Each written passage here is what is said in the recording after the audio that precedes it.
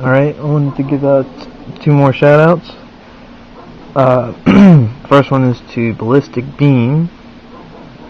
He has some pretty cool geckos. One of them named Geico, which I think has a pretty neat personality to him.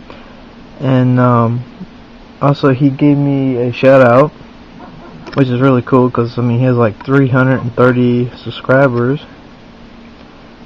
So go check his profile out and videos. And the second shout out is to CJ Carlos #1.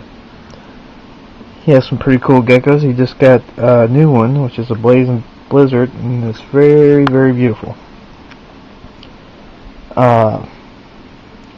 He also got some pretty cool setups, especially his fat tail gecko setup. So go check him out in his videos. And tomorrow I will be showing you my African fat tail. Well, it might not be tomorrow, but it'll be soon. And I have my Blizzard helping me out here. She just shedded, and she is this weird color right now. It's awesome. I had to show this.